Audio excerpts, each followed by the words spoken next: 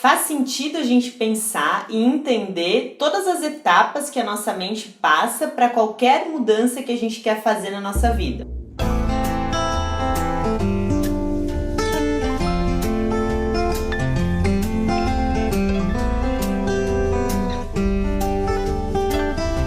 Então eu trouxe para a gente conversar aqui hoje uma ferramenta, que é uma ferramenta da psicologia, que chama curva da mudança. E essa curva da mudança, ela traz essas etapas que a nossa mente passa ao longo de um processo de mudança até efetivamente eu consolidar esse processo. Então vamos imaginar que quando a gente quer mudar algo na nossa vida, a gente quer sair do lugar onde a gente está e a gente quer ir para outro lugar. Então a gente vai sair do ponto A, que é o lugar onde a gente está, para ir para o ponto B.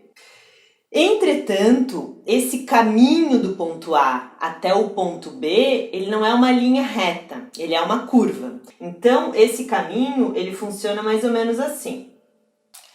Sendo que essa curva, ela vai ser determinada tempo que vai passando versus o desempenho. Ou seja, conforme o tempo vai passando, principalmente na primeira etapa da curva, o meu desempenho cai muito no processo de mudança. Vocês já vão entender um pouco mais sobre isso. Vamos imaginar então que eu tô no ponto A e a partir de agora eu decidi fazer algum processo. Vamos usar um exemplo do emagrecimento. Então digamos que eu quero emagrecer 5 quilos. E eu comecei um processo de melhorar a alimentação, começar a fazer atividade física, que é diferente do meu processo atual. Então, a partir do momento que eu saí da minha zona de conforto, que está ao redor aqui do meu azinho, eu coloquei o pé para fora da zona de conforto, automaticamente eu vou entrar na primeira fase da mudança, que é a fase da negação.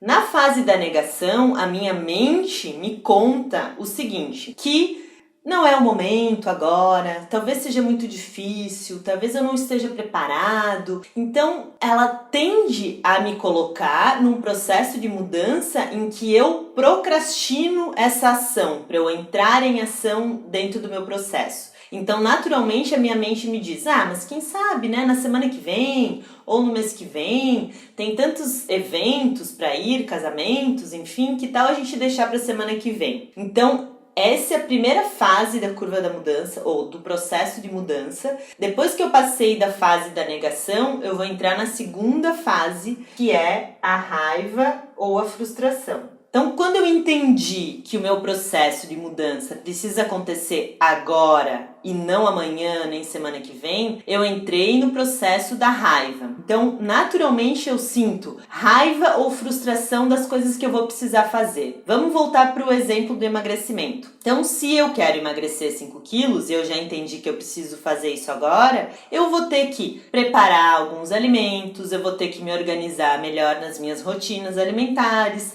e isso vai me gerar um certo desconforto a ponto de eu sentir raiva do processo. Então, que saco, eu vou ter que cozinhar, que saco, eu vou ter que comer saudável, que saco, eu vou ter que tirar um dia para organizar as minhas compras da semana. Então, vem junto com que saco. Se eu passo dessa fase, então eu passei pelo processo da negação, eu passei pelo processo da raiva, eu vou entrar no terceiro processo da curva da mudança, que é a barganha. Na barganha, eu já entendi que esse processo precisa ser agora, eu já entendi que eu vou ter que fazer algumas coisas diferentes do que eu faço hoje para eu conseguir alcançar esse resultado, mas no processo de barganha eu condiciono minha mudança a algo que precisa acontecer fora de mim. Por exemplo, mas eu só vou começar a melhorar minha alimentação quando entrar um dinheiro que tá para entrar na minha conta, enfim. Não, mas eu só vou modificar minha alimentação quando esquentar, porque no inverno, né, a gente come coisas mais calóricas, é tão frio, não tem porquê. Eu só vou começar a fazer atividade física se a minha amiga for junto comigo. Então, eu condiciono o meu processo de mudança a algo que precisa acontecer fora de mim. Essa etapa da curva da mudança é a terceira etapa da sabotagem, que é uma forma do meu cérebro, da minha mente, me manter na minha zona de conforto. Então, a sabotagem é uma forma de proteção e na curva da mudança ela vem através desses 3 aspectos. Então, vamos imaginar que se eu passei pela etapa da sabotagem, porque sim, eu posso, em qualquer momento da etapa, voltar para a zona de conforto, porque eu não dou conta dessa sabotagem. Se eu passei da sabotagem, então eu já entendi que não adianta negar, eu preciso fazer esse processo e ele precisa ser hoje. Não adianta eu sentir raiva ou frustração. Coisas diferentes eu vou ter que incluir no meu dia a dia para que realmente eu consiga consolidar essa mudança. E tudo isso depende única e exclusivamente de mim e da minha vontade. Aí eu entrei no processo mais crítico da curva da mudança, que seria a minha queda maior do desempenho, que é a depressão da curva. A depressão da curva, normalmente ela dura alguns dias, né, dependendo da pessoa, e às vezes ela vem associada com sintomas mesmo de não sei o que fazer, de e agora, não sei para onde ir, ou mesmo de tristeza, de imaginar que não é capaz. E essa etapa, ela é crítica porque ela é determinante para eu conseguir iniciar efetivamente um processo de mudança ou para eu retornar para minha zona de conforto. O que muda aqui na fase da depressão? Duas coisas podem acontecer. Eu posso voltar para a zona de conforto e não dar conta desse processo de mudança, ou aceitar que eu preciso mudar e tomar uma decisão. Então, tomar uma decisão é determinante para eu entrar para o outro lado da curva, para a curva mais ascendente, que é a curva mais consciente. Então, para eu tomar uma decisão, é como se eu estivesse atravessando uma ponte pêncil, e eu só estou olhando para baixo. E a mudança está lá do outro lado da ponte. Então, eu olho para baixo e olho para trás. Olho para baixo e olho para trás.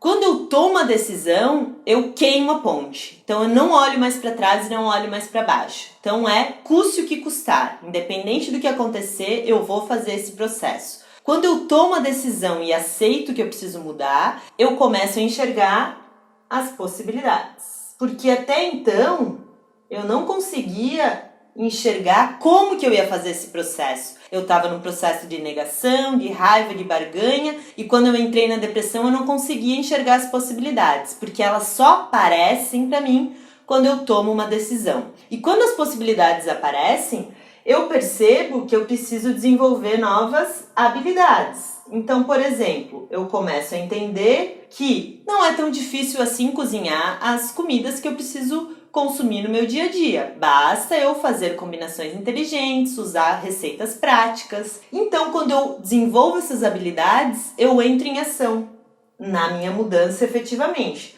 Então, eu começo a colocar as coisas em prática e entro em ação. Mas, toda vez que a gente entra em ação, como nós somos seres humanos, a gente erra. Então, o erro é muito importante no processo de mudança. Sim, o erro. O erro é muito importante. Por quê? Porque o erro, ele é parte do processo e conforme a forma que eu lido com o erro, eu posso continuar o processo de mudança ou retornar para minha zona de conforto. Como assim? Se eu erro e me culpo, me arrependo e tenho dificuldade de voltar de novo para o caminho que eu estava trilhando, esse erro vai ser tóxico para mim. Porque toda vez que eu me culpo por algo, isso gera uma toxina mental de não merecimento. Então a minha mente passa a mensagem para mim de que eu não mereço fazer essa mudança e vai ser muito difícil de eu conseguir entrar em ação de novo no processo. Mas se eu erro, olho para esse erro, me acolho e entendo que esse erro pode ser uma forma de eu me melhorar para eu continuar o meu processo de mudança, esse erro me impulsiona para o processo e eu começo a desenvolver melhorias e eu começo a fazer planos de ação. E aí o que acontece de novo? Eu erro de novo. E conforme a forma como eu vou lidando com o erro, eu vou gerando novos aprendizados e vou conseguindo chegar cada vez mais próximo do meu ponto B, ou seja, do meu objetivo ou do meu cenário desejado.